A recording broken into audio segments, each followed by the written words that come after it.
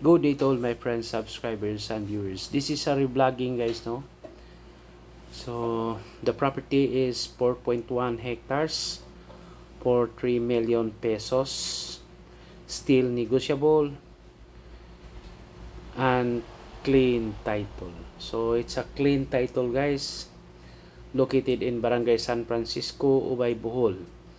Approximately 2.5 kilometers from National Highway and approximately 2 to 3 hours drive from Tagbilaran City and Panglao International Airport. It is a northeast part of Bohol Province.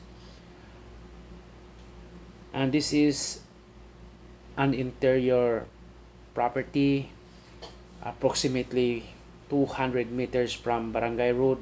Let's say 250 meters away from the Barangay Road, and the neighborhood, which is the relative, also they have already an agreement that they can give a road right of way for the buyer, or for those who want to acquire on this property. It has a small rice field. I think it's around 3 blocks of rice field. Majority of the property is upland, which is ideal to plant cassava, potato, or kamote, or even you can put your residential house, or you can have your piggery or poultry in the area, or cattle, goat farming. So this is a very good location, no, for the livestock supply, or for the livestock farming. So it has a river, a small river. So the neighborhood develop like a deep well where they're going to take a bath. So yan po. So ginawa nila yan para para maganda ba, hindi parang limpyo, yung clear water na po. Yun po, yun ang gagawin ng mga nakatara dyan. May kapitbahay rin dyan, at sila ay doon maliligo, ginagamit nila. So makita natin may baka.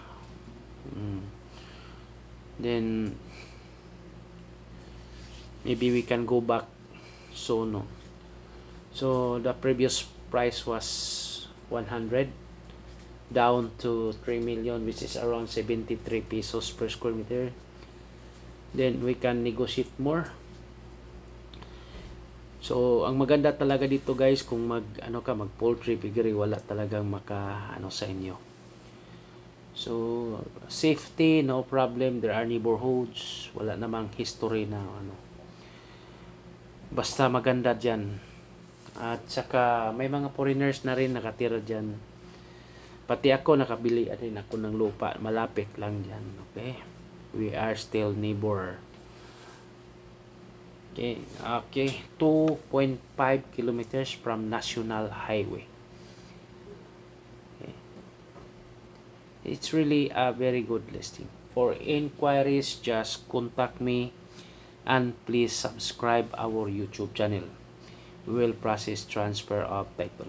So for site inspection, just contact me ahead of time, guys, because I'm far, and sometimes I go Cebu and Bohol, so back and forth. So depende lang siguro, guys, no, kung may time, kung maganda ang panahon. So i-arrange natin talaga yung oras pag site inspection, pagdating ng site inspection. So wala kang kalaban dito, guys, puro yan mga wala talagang masyadong malapit na neighbor. So kahit anong gawin mo dyan, magawa mo. Okay?